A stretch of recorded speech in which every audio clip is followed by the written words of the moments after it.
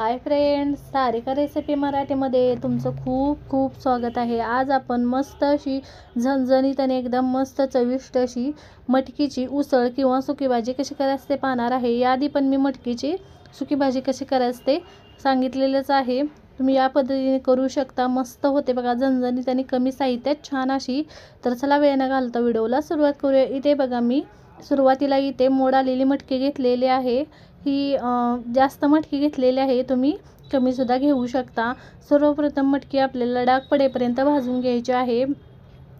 इथे बघू शकता मी लोखंडाचा तवा ठेवलेला आहे, म्हणजे पटकन भाजली जाते आणि चव पण छान लागते बघा। अशी सतत हलवत आपल्याला मटकी छान अशी खालीवर करत छान अशी भाजून घ्यायची आहे, म्हणजे मटकीची भाजी छान लागते बघा। सुरुवातीला भाजून घ्यायची बघा। इथे बघू शकताय तुम्ही, छान अशी मी सतत हलवत ही मटकी छान अशी डाग पडेपर्यंत भाजून घेते बघा। इथे बघू शकताय तुम्ही, मटकी छान अशी भाजलेली आहे, रंग पण याचा कलर चेंज झालेला आहे आणि छान अशी डाग पडेपर्यंत भाजलेली आहे। डाग पडेपर्यंत मी काढून घेते आणि मटकीची आपण उसळ बनवणार आहे सुकी भाजी। त्यासाठी कढईमध्ये एक मोठी पळी तेल घातलेलं आहे, त्यामध्ये पाव चमचा जिरे आणि पाव चमचा मोहरी मी घालते। पाव चमचा मोहरी घातलेली आहे आणि पाव चमचा इथे मी जिरे घालते। हे दोन्ही पण बघा छान असं फुललेलं आहे।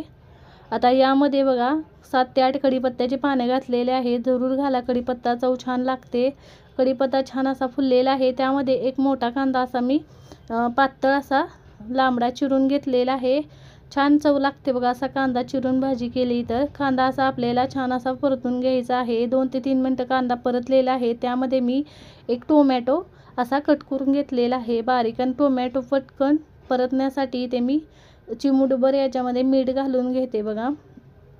चिमूटभर मीठ घालून घेते। टोमॅटो आपल्याला मऊ होईपर्यंत परतून घ्यायचा आहे, बघू शकताय तुम्ही या पद्धतीने बघा। छान अशी भाजी होते बघा। टोमॅटो छान मऊ झालेला आहे, तुम्ही बघू शकताय। तुम्हाला हवं असेल तर यामध्ये तुम्ही हिरवी मिरची सुद्धा घालू शकता। मी इथे अर्धा चमचा हळद घातलेली आहे आणि इथे लाल तिखट घालणार आहे, तुमच्या आवडीनुसार लाल तिखट घाला। इथे बघू शकताय तुम्ही 1 ते 1.5 चमचा मी इथे लाल तिखट घालते, घरगुती लाल तिखट आपलं घालते बघा। तुमच्या आवडीनुसार तुम्ही लाल तिखट घाला, तुम्हाला जसं तिखट लागतं तसं। मिक्स करून घेते मी हळद आणि लाल तिखट घातल्यानंतर, छान असं यामध्ये मिक्स करून घ्यायचं आहे। आणि मिक्स करून झाल्यानंतर भाजलेली मटकी घालायची आहे आणि आपल्याला मटकी पण यामध्ये मिक्स करून घ्यायची आहे। बघू शकता यामध्ये मटकी आपल्याला 2 ते 3 मिनिटं परतून घ्यायची आहे बघा। चव छान लागते भाजीला आपल्या, त्यामुळे तुम्ही या पद्धतीने करून बघा। इथे 2 ते 3 मिनिटं परतून घेतलेली आहे मटकी मी। आपण जास्त पाणी घालणार नाही, फक्त पाण्याचा शिंतोडा देऊन घेणार आहे आणि बिना पाण्याचा पण कमी पाण्यात ही छान अशी मटकीची उसळ बनवणार आहे। पाण्याचा शिंतोडा देऊन घेणार आहे, त्यासाठी त्याआधी मी चवीनुसार मीठ घालून घेतलेलं आहे बघा। मीठ घालून आपल्याला मिक्स करून घ्यायचं आहे आणि त्यानंतर पाण्याचा शिंतोडा देऊन घ्यायचा आहे, म्हणजे आपण जे घातलेलं मीठ आहे ते सगळीकडे लागलं जातं बघा। पाण्याचा शिंतोडा द्यायचा आणि वाफेवरच ही छान अशी आपल्याला मटकी शिजवून घ्यायची आहे बघा। झटपट अशी भाजी बनते, तुम्ही या पद्धतीने करून बघा।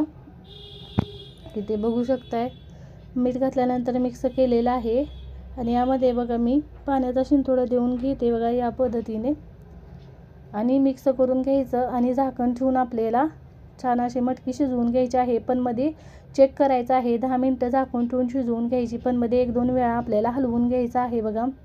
चेक करून घ्यायचं, मध्ये 1 ते 2 वेळा मी हलवून छान असं खालीवर करून चेक केलं तर, कारण आपण पाणी जास्त घातलेलं नाही, मटकी खाली लागू शकते। बघू शकताय इथे छान अशी मटकीची उसळ तयार झालेली आहे। आता सगळ्यात शेवटी मी अर्धा चमचा गरम मसाला घालते आणि गरम मसाला घालून यामध्ये मिक्स करून घेते बघा। व्यवस्थित असा गरम मसाला मिक्स केलेला आहे। सगळ्यात शेवटी बारीक चिरलेली कोथिंबीर घालते, भरपूर अशी बारीक चिरलेली कोथिंबीर घातलेली आहे, बघू शकताय तुम्ही। आणि मिक्स करून घ्यायचं आहे कोथिंबीर घातल्यानंतर। इथे बघू शकताय तुम्ही झटपट अशी आपली 10 ते 15 मिनिटात मटकीची उसळ तयार झालेली आहे आणि जास्त पाणी न घालता मस्त अशी चविष्ट मटकीची उसळ तयार केलेली आहे। मी गॅस बंद करते, आपली भाजी तयार झालेली आहे, बघू शकताय तुम्ही। गरमागरम मस्त चविष्ट झणझणीत अशी मटकीची उसळ किंवा सुकी भाजी आपली तयार झालेली आहे। तुम्ही या पद्धतीने नक्की करून बघा, एकदम मस्त लागते बघा। कमेंटमध्ये जरूर सांगा, व्हिडिओ आवडला असेल व्हिडिओला लाईक शेअर सबस्क्राईब जरूर करा। व्हिडिओ पाहिल्याबद्दल धन्यवाद.